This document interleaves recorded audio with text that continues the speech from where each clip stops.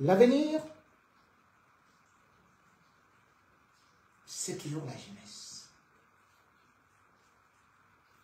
Mais pas au Cameroun. L'avenir appartient aux vieux. Chaque année, c'est la même chose. Des décennies et des décennies, on applaudit Kavaye Yede Djibril, qui est reconduit à l'Assemblée. On applaudit Nyat Ndjifendi, qui se lève du lit de l'hôpital, enlève sa perfusion, double les couches, et puis, quelques comprimés, on lui dit, va récupérer le Sénat. Et bien sûr, il y a toujours l'éternel Paul Biya, pour des siècles et des siècles. En 2025, ils ont déjà donc tout programmé. Programmer comment est-ce qu'ils reconduisent leur équipe, puisque la formule c'est on ne change pas l'équipe qui gagne. Ils jouent contre le Cameroun. Ces papas-là, ces grands-pères-là, ces vieillards-là. Ils jouent contre le Cameroun, puisque le Cameroun est majoritairement constitué de plus de 70% des jeunes. Mais ce sont les mêmes qui sont là.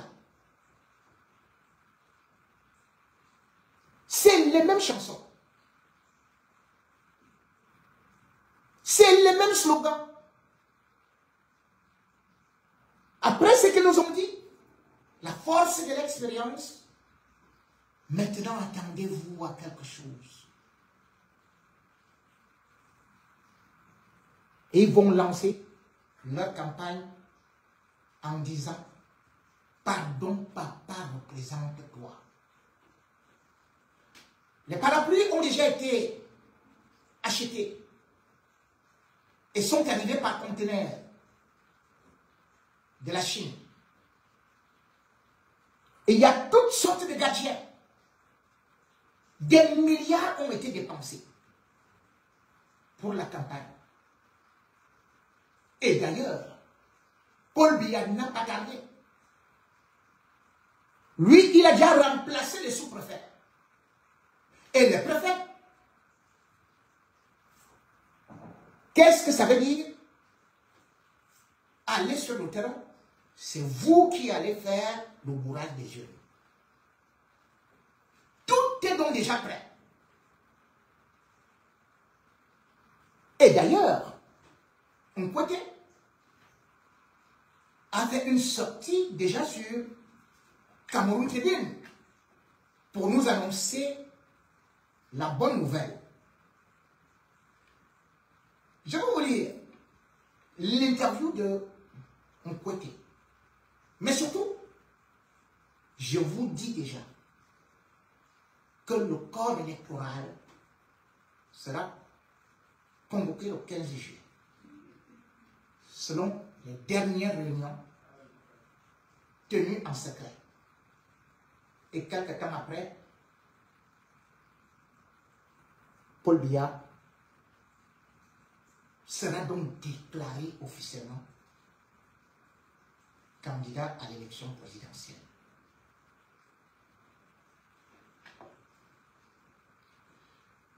Jean Kwete, secrétaire général du comité central du RDPC,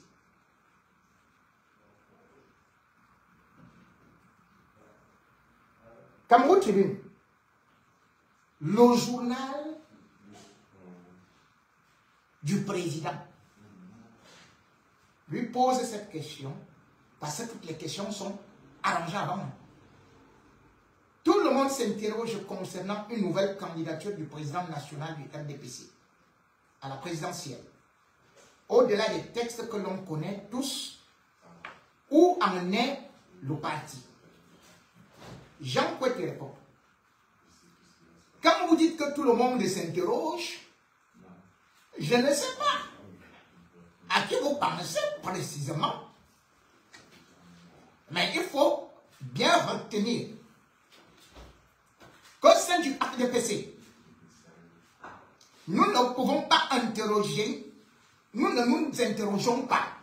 Nous ne nous interrogeons pas sur une nouvelle candidature du président Paul Biya. Paul Biya, notre président national, puisque le président national est le candidat du parti à l'élection présidentielle de la République en vertu de dispositions c'est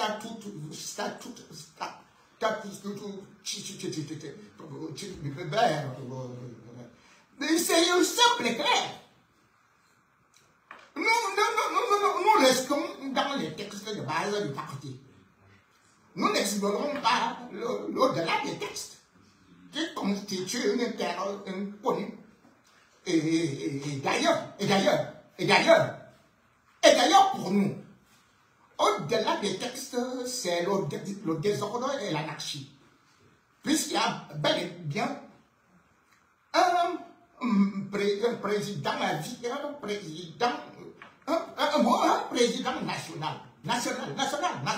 du RDPC, connu, le candidat du parti à l'élection présidentielle du RDPC est donc connu. C'est monsieur son excellence Paul Biya, père de la nation, premier magistrat, chef d'État, chef du gouvernement. Bon, oui, comment réagit le RDPC? C'est la question qu'on lui pose. Comment réagit le RDPC, dont vous êtes le principal responsable administratif sur le débat autour de cette éventuelle candidature? Jean Kouete reprend. Oh, malé.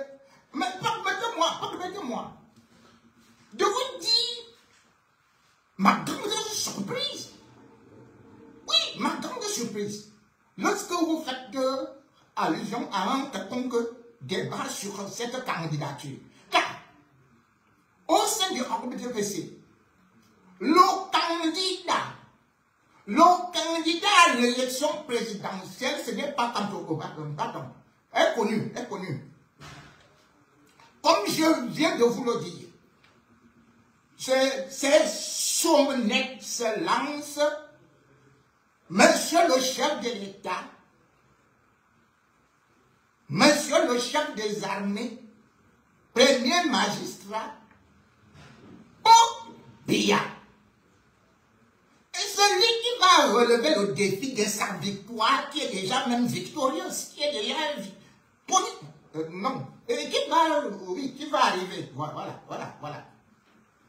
Que nous voulons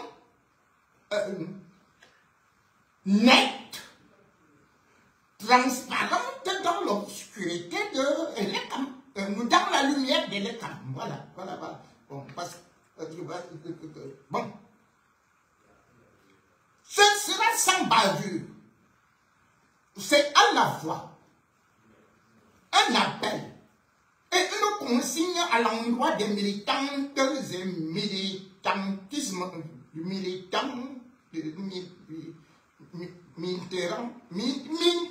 tirant de toutes les forces vives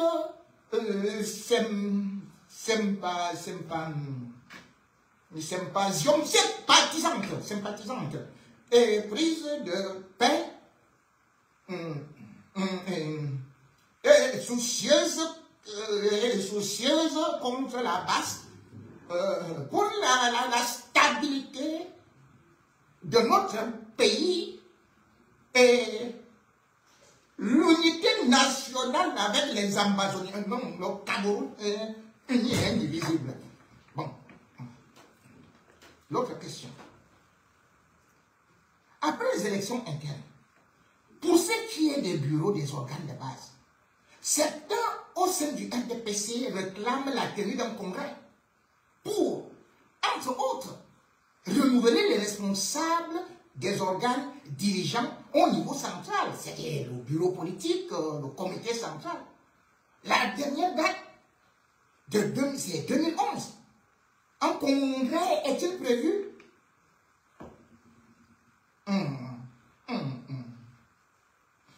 Donc 2011 est loin. C'était hier, non? Est-ce que c'est déjà dérivé? Nous retrouvons ici le fameux au-delà des textes. Au-delà des textes. Que vous évoquiez plus haut. Là aussi, j'avertis,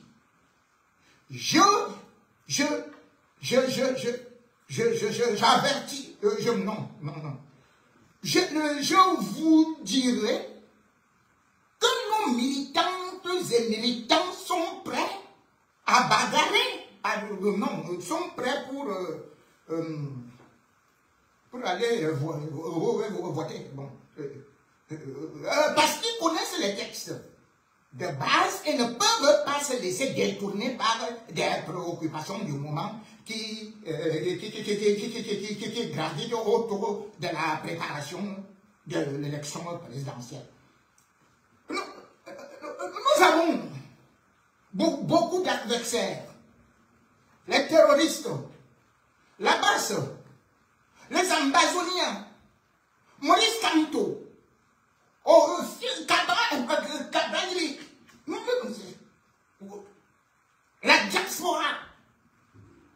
Nous avons à faire une guerre contre tout cela pour qu'ils se calment d'abord et qu'ils rentrent dans les rangs. Parce que ils veulent semer l'Hongrie, ils veulent semer la confusion, la confusion. Entre les populations d'Anora et de mobiliser nos camarades en agitant des caleçons, des jupons rouges, des jupons, oui, et en organisant des campagnes, des campagnes de désinformation sur le fonctionnement interne du parti que Bob Biya dirige depuis son lit. J'observe, oui, j'observe, je prends le peuple témoin Kaboul. J'observe, témoin, voilà, que de nombreux responsables des partis concurrents en savent plus sur nos propres statuts que nous-mêmes et passent le meilleur de leur temps à faire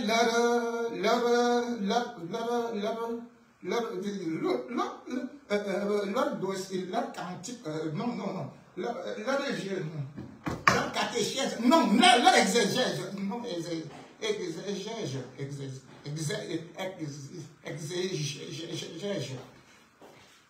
Nous pourrions en être flattés en considérant, en considérant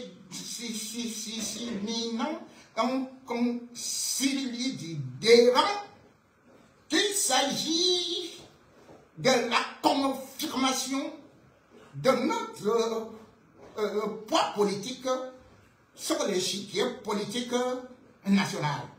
Que demain, qu'on nous laisse le soin de présenter nos textes de base que nous préparons depuis l'avènement de la démocratie, depuis que son Excellence Paul Biya a pris le pouvoir en 1882. En 2002, voilà. Quoi qu'il en soit, monsieur le journaliste et les opposants, les militantes et les militants savent très bien que la tenue d'un congrès quelle qu'en soit la nature, interviendra inévitablement en son temps dans le strict respect des dispositions statutaires du parti. J'en ai terminé. Au revoir. Bon. Bon, mesdames et messieurs, vous savez que nous avons des comédiens. Voilà Jean Kouété, qui ne connaît même pas les textes de son parti. Voilà Paul Biya, qui ne l'a même pas reçu ou je ne sais combien de temps. Et c'est lui qui vient donc déjà nous dire que les gars, appliquez-vous. Mais seulement,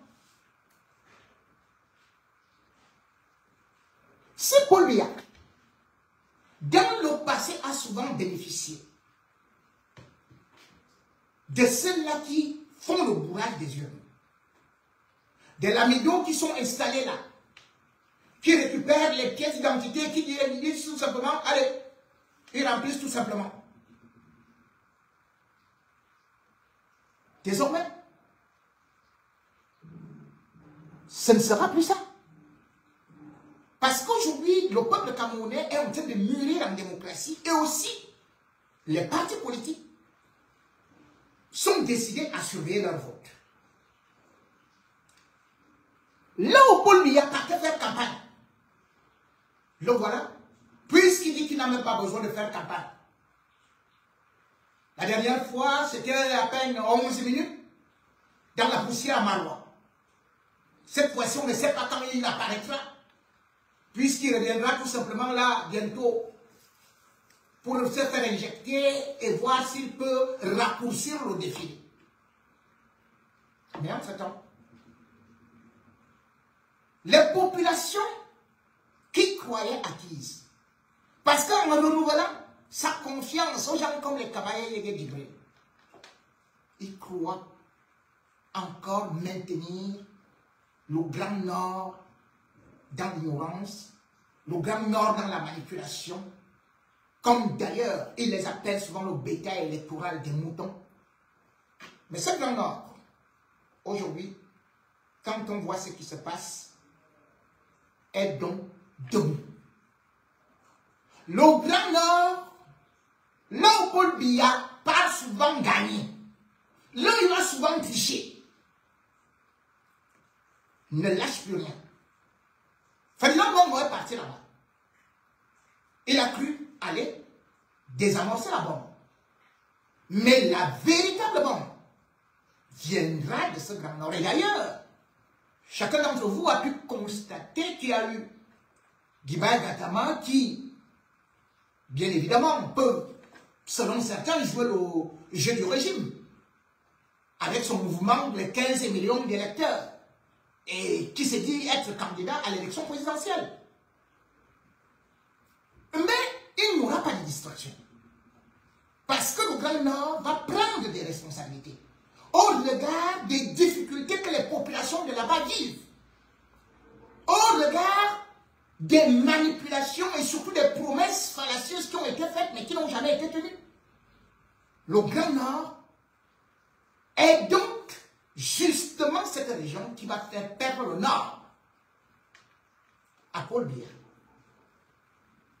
Et de ce quoi la cloche est venue du Grand Nord à partir des églises. Ce sont les églises dans des régions majoritairement musulmanes. C'est au Grand Nord qu'on a vu l'église se lever, fustiger le régime Biya et demander son départ. C'est de là qu'on a entendu d'ailleurs un évêque dire que mieux vaut le diable apprendre qui prenne d'abord. Paul Biya a envoyé Ngongo, ou Ngongo est parti lui-même, se présenter devant Cléda pour essayer encore de calmer le jeu, pour essayer de mettre l'église dans les poches. Mais le Grand Nord semble de plus en plus hostile à la manipulation du RDPC, du régime Biya. Je vais donc vous faire réécouter. Je vais vous faire écouter la sortie, non seulement de l'évêque de Grandéré, mais aussi de tout ce que le Grand Nord a longtemps avalé et qui reproche aujourd'hui à Paul Biya. C'est un Grand Nord qui a donc vomi Paul Biya. Mais Paul Biya est-il au courant? On est peut-être en train de lui dire que tout va bien. Mais ça pourrit par la tête. Et la tête du Cameroun, c'est le Grand Nord. Écoutez ceci. Église, en accord avec des populations, le RDPC, devant la barre. Il y a beaucoup de situations dans notre pays qui constituent une menace réelle pour la paix.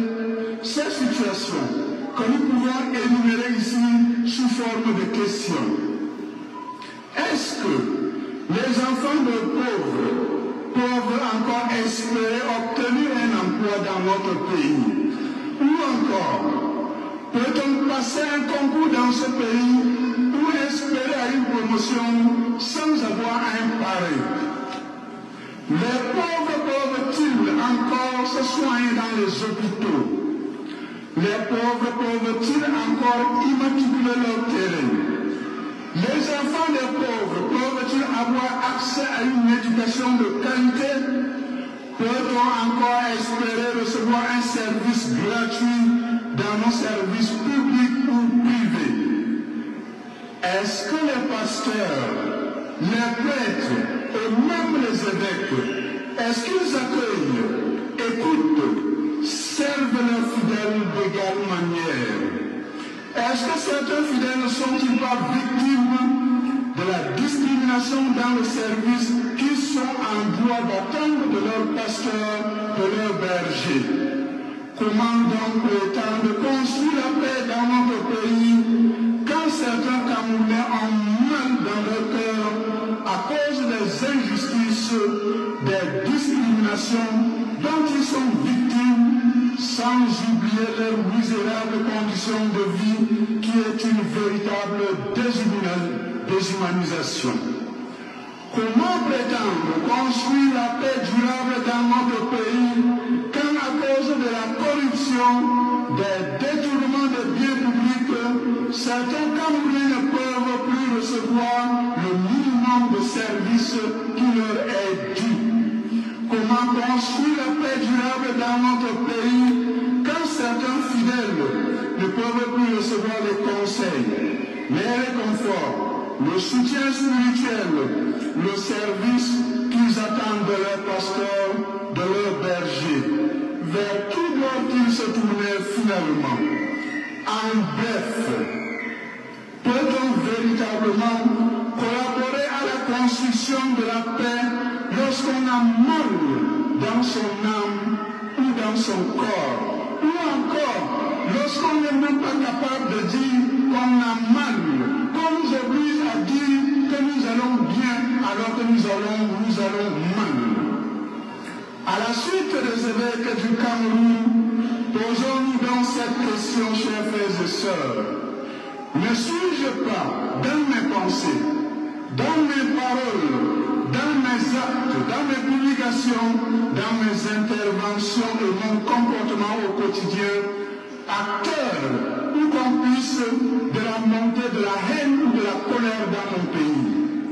Est-ce que par ma manière de vivre, je n'entretiens pas ces fléaux?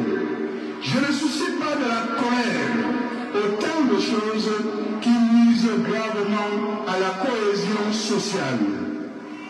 Ces comportements, certes, ne sont pas généralisés sur tous les Camerounais ou les habitants du Cameroun, parce que nous savons qu'il y a beaucoup d'âmes de bonne volonté dans les services publics comme dans les services privés, dans les familles ou partout où elles se trouvent, des personnes qui travaillent, des personnes qui prient pour la construction de la paix au Cameroun. Nous souvenons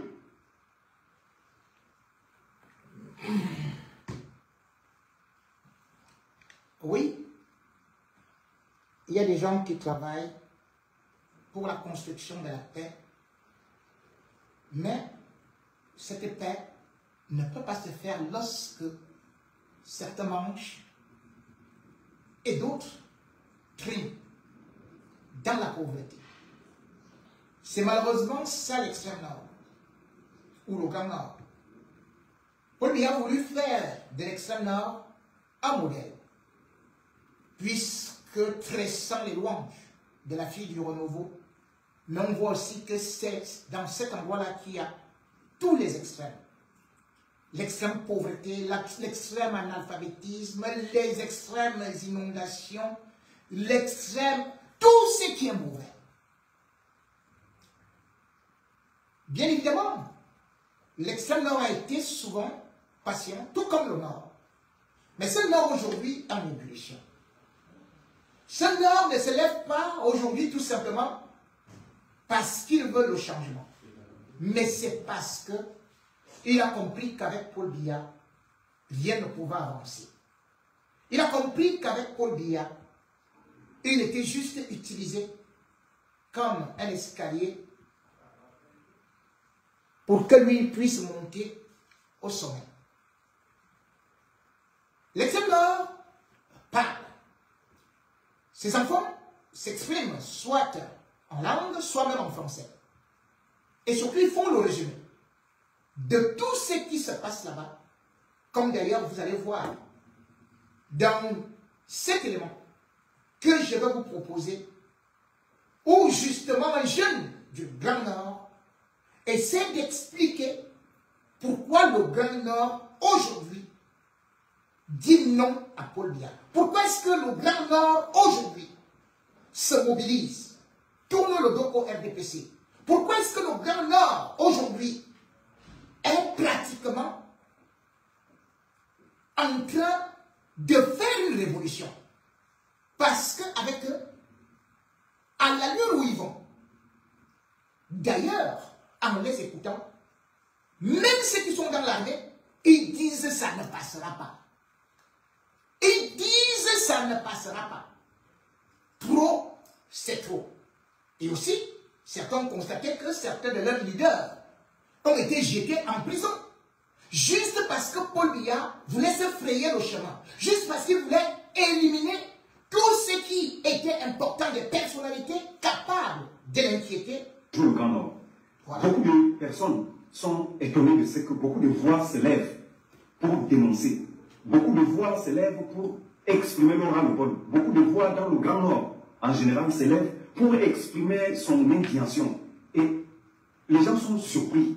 Je ne sais pas pourquoi ça surprend les gouvernants, nos gouvernants. Je ne sais pas pourquoi ça les surprend. Mais je voudrais faire un droit de réponse. Donc, je vais donc vous dire pourquoi est-ce qu'il y a trop et beaucoup de foyers de tension dans le Grand Nord. Non seulement dans le Grand Nord, mais dans le Cameroun en général. Suivez ces différents extraits de vidéos que je veux mettre à notre disposition dans cette vidéo. Eh bien, vous le constaterez vous-même. Et vous allez trouver des réponses. Vous allez trouver la raison pour laquelle le Grand Nord dit non. Vous allez, suivez vous-même les vidéos là. Vous allez voir les raisons pour lesquelles il y a beaucoup de voix qui s'élèvent aujourd'hui dans le Grand Nord. Des camions qui tentent de rallier la ville de Kousséri. À partir de Marois, certains sont à plus d'une semaine de voyage. Avant là, tu fais partie, tu vas quitter Marois à 6 h, tu vas arriver à Kousséri à 18 h. Mais aujourd'hui, tu vas faire aller au moins 2 semaines ou bien 1 semaine. Ça, c'est du calvaire. Je fais d'Abana à Kousséri 13 jours pour 80 km de route seulement. Pire encore, Boko Haram arrache nos marchandises. Nous sommes obligés de réduire le chargement parce qu'il fait un seul voyage en 1 mois sur 260 km. En plus de ça, il y a aussi 10 contrôles de gendarmerie et police qui nous dérangent. Pour circuler sur cette route longue de 260 km en saison de pluie, il faudrait au moins 3 semaines aux véhicules en bon état d'atteindre la destination. Conséquence, les véhicules endommagés, les chauffeurs sont contraints d'augmenter le prix de transport dans les agences de voyage. Auparavant, c'était 10 000, mais maintenant, nous prenons 15 000. Même avec 15 000, on ne s'en sort pas. Là, c'est vrai, on ne s'en sort pas. Même avec les 15 000, on ne s'en sort pas. C'est une perte. Dans ce périple, les passagers sont exposés aux maladies dues aux piqûres de moustiques, ainsi qu'aux attaques de Boko Haram, qui peuvent surgir à tout moment. Bon, la situation est compliquée pour tout le monde, hein. Pour nous les enseignants, pour les élèves, pour tous ceux qui sont en service, les voitures sont bloquées, les moustiques, même les criquets de l'espace sur la route. Moi, n'importe quoi, je suis en diarrhée depuis 2 jours maintenant, comme ça sur la route. Ils sont là pratiquement 2 heures de temps. Je vais aller prendre les services. J'ai peur. Tout c'est la rouge. Nous sommes ici à la maternité de Zira. L'hôpital, la santé publique. Regardez. Au moins, c'est 18 francs qu'on affiche par mois. Oui. Par an, là, ça doit être 50 quelque chose. Est-ce qu'on peut visiter cette maternité-là, madame? C'est une idée. Voici la maternité d'un centre de santé au Cameroun. Et là, on a couché les enfants. Madame, ça, ce sont les bambous. C'est les bambous, on doit faire comment? Hein? Ça, vous appelez, c'est même pas un lit, vous avez fabriqué ça, je ne sais pas comment. Madame, ça, on fait avec, parce que comme le centre, le district nous a pas donné, on doit faire comme ça, on doit faire comment? On nous envoie travailler, on doit faire comment? Et comment on fait là, c'est les seaux? Ça, c'est les seaux, dès qu'on accouche, on met dans la haut là, on fait comme ça, ça devient là. Oui. Non, mais laissez la femme, je vois un peu le cas du sang ici. Ça qui est déjà, c'est en bas là. Oui. Il vous dit une cinquantaine de femmes par an. Par an, oui, parce que le mois, je suis déjà 18. Oui. 18 qui ont accouché ce mois-ci. Oui. Demain, le 31, non, on ne sait pas, peut-être il y aura encore 2 ou 3. Des fois, on fait 3 accouchements par jour. Est-ce que le ministre de la Santé est au courant que les femmes accouchent sur les bambous encore au Cameroun et dans le Grand Nord? Oui.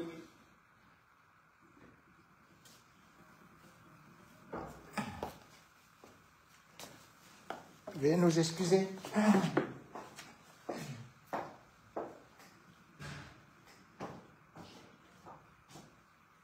La santé, je ne sais pas, parce qu'ils sont là.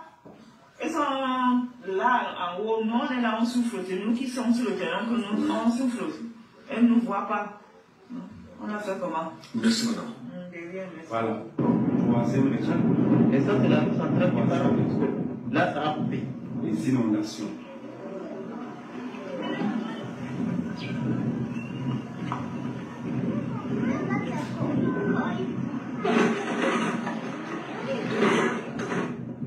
Bonjour à tout le monde. Voilà, Je suis Aman. Je vous présente l'école publique de Kérin Figuil, où nous sommes en train de construire un bâtiment de 2 salles de classe. Comme vous le constatez, voici l'école. C'est une école publique. Donc je vous laisse découvrir une salle de classe avec moi. C'est l'école où on forme nos enfants. Là, je suis en train d'ouvrir la salle de classe. On l'a fermé parce que c'est le week-end. Donc, si on laisse comme ça, les ânes vont venir détruire. Donc, c'est pour cela que les élèves sont allés chercher des épines, fermer là-bas. C'est une barrière. Voilà.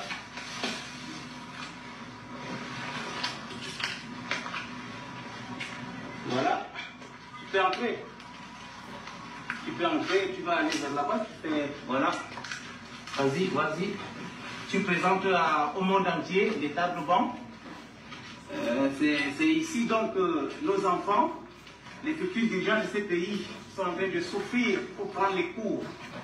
Donc vous-même vous constatez dans quelles conditions. Et partout dans le Grand Nord, je vous dis partout, 90%, je ne peux pas abuser s'il faut que je le dise, hein, des écoles sont comme ça dans le Grand Nord. C'est irrépressible encore de toutes les façons. Donc le responsable ici, c'est l'État. Qui dit État dit gouvernement. Donc voilà. Donc, venez avec moi. Venez avec moi. Le nourrisson entre les bras, assise à même le sol pour les unes, les autres allongés. Nous sommes en plein cœur de la nuit à Tchouba, Moufou Sud, arrondissement de Mokolo, dans la région de l'extrême nord Cameroun. Ces femmes espèrent pouvoir se ravitailler en eau avant de regagner leur foyer respectif à des kilomètres de ce forage. L'eau sous ses cieux, une denrée rare.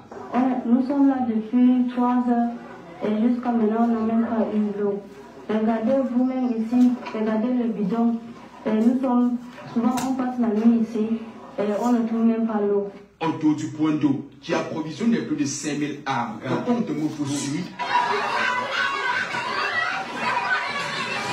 une bagarre générale pour se positionner dans une interminable file de récipients. Plus de 20 ans, que cette situation dure. Donc, des fois, nous passons même toute la nuit. Les enfants sont abandonnés seuls, uniquement à cause de l'eau. Les enfants ont faim. Du fait de la très forte sollicitation, ce forage, dont une élite de la localité, est aujourd'hui amorti. Pour avoir un seau d'eau, on a souvent 1 heure, 2 heures du temps. Et pour avoir tout l'eau ici, ce n'est pas facile. Il y a des gens qui ont 1 semaine, 3 jours, 4 jours, qui n'ont pas d'eau à la maison. Et quand nous faisons aujourd'hui, là, demain, ce sont les autres quartiers qui viendront fuser. Face à cette affluence, d'autres habitants n'ont pas de choix que de se ruer vers d'autres sources qu'ils partagent avec des animaux. Comme ça, on discute l'eau avec les bétails. Il y a les porcs, il y a les chèvres, les canards, les vaches. La qualité ici importe et bonjour les maladies hydriques. Et souvent dans notre centre aussi, les femmes accouchent. Il n'y a même pas l'eau pour nettoyer le sol. Avec les infections partout passées. On ramène à l'hôpital, on nous dit que c'est l'eau. Vous buvez de l'eau sale. Comme ça, nous sommes tous malades. Même les enfants, les papas, nous sommes privés de l'eau. La quête du précieux liquide finit par impacter les résultats scolaires des élèves. Nous ne pouvons pas nous lever tôt pour aller à l'école. Nous partons à retard toujours. L'enseignant nous fouette et nous gronde. À bout de force, ces hommes, femmes et enfants qui ont le regard tourné en direction des pouvoirs publics n'ont qu'une seule doléance, pouvoir eux aussi étancher leur soif à de l'eau de qualité. On veut l'eau seulement. Qui nous aide au sujet de l'eau? C'est pas facile. Nous souffrons tellement et nous sommes même faibles à cause de l'eau. De jour comme de nuit, la situation est la même. La saison sèche rend la crise plus aiguë.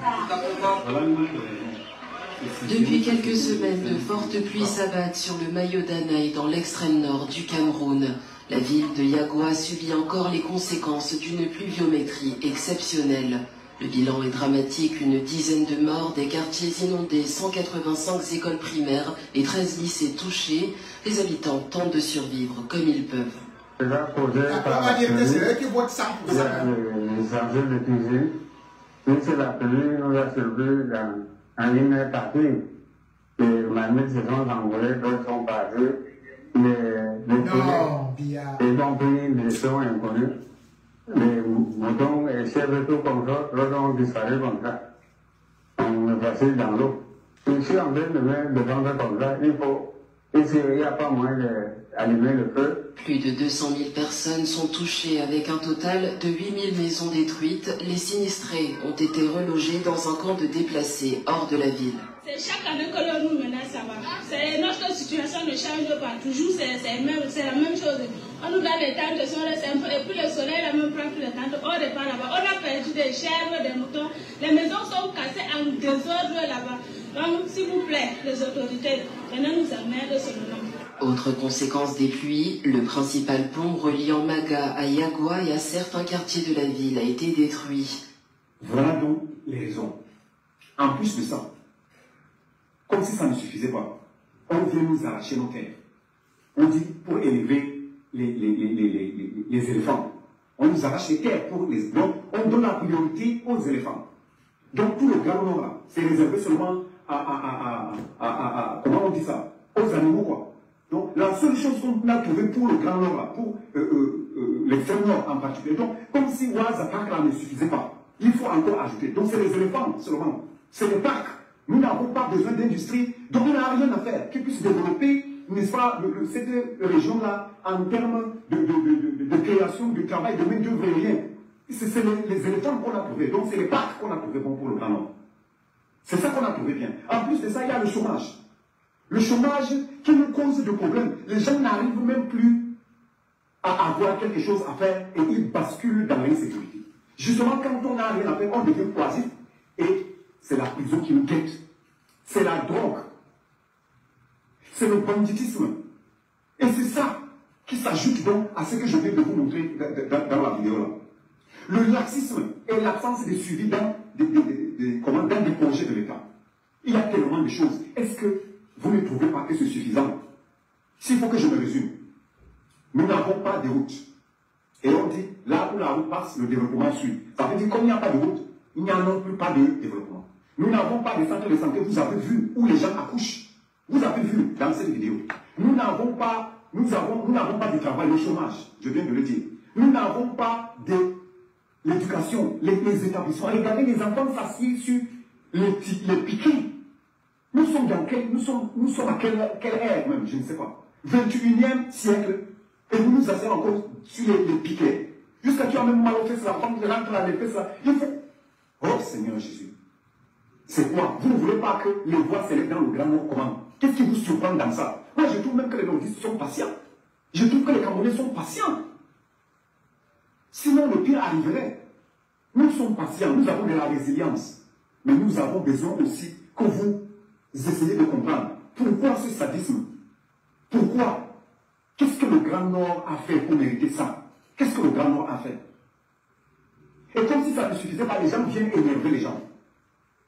Les gens viennent énerver les gens. Est-ce que c'est normal? Nous ne voudrons pas des parades. Nous ne voudrons pas des problèmes. Nous ne voudrons pas de... Je ne sais pas trop. Nous ne voudrons pas de l'insécurité. Mais nous voudrions que vous preniez conscience. Que vous sachiez que vous avez très mal géré la chose publique. Et qu'il faut maintenant revenir à la table de négociation, de discussion. Plus rien ne se fera sans le Grand Nord. Ça là, c'est mieux de le savoir comme ça. Plus rien ne se fera sans le Grand Nord. Le Grand Nord a souffert. Et il continue de souffrir dans sa chair. Le mal est profond. On se demande même si le pardon ne sera pas difficile. Alors, n'aggravez pas la situation. Ne basculons pas ce pays dans ce qui n'est pas bien. Nous sommes des républicains. Nous voudrions suivre la voie républicaine. Il faut donc que nos gouvernants sachent que les négociations, le retour à la discussion sont les meilleures façons de gérer les choses. La répression et l'intimidation n'accoucheront rien, mais allons absolument rien. Rien, absolument rien. Mais le régime Biya s'est-il négocié? S'est-il dialogué? S'est-il passé la main? Non. Le pouvoir est sucré pour eux. Et chacun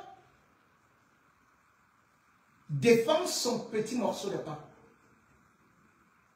son lopin de pouvoir. C'est aussi ça les élites du Grand Nord. Les élites du Grand Nord sont bel et bien là, utilisées contre le Grand Nord. Puisque on envoie des ministres, y compris à la mine Ousmane, ministre de l'économie, ministre des finances, mais qu'a-t-il fait pour le Grand Nord? Depuis que Kavaye Yege Djibril est là, qu'a-t-il fait pour le Grand Nord? Le Grand Nord souffre d'abord de ses enfants. De ces enfants qui l'ont trahi. De ces enfants qui ont oublié au moins la solidarité. Qui mangent seuls. Et qui sont plutôt contents de voir des élites comme les Marafas croupir en prison. Ce sont ces élites égoïstes que Biya a toujours utilisées pour dominer, pour dompter le Grand Nord. Ce sont ces lamidos-là que Biya a toujours utilisées. Ce sont des élites corrompues. Des élites qui ne connaissent pas ce qu'on appelle le bien commun, mais qui ne se battent que pour elles. Le régime Biya est ainsi fait. Dans toutes les régions, il a pris des gens. Dans toutes les régions, il y a des ramifications. Vous allez voir que la famille présidentielle est tellement nombreuse. Beaucoup auraient imaginé peut-être que Paul Biya ne trouve ses radicelles et sa sève qu'au sud. C'est une erreur.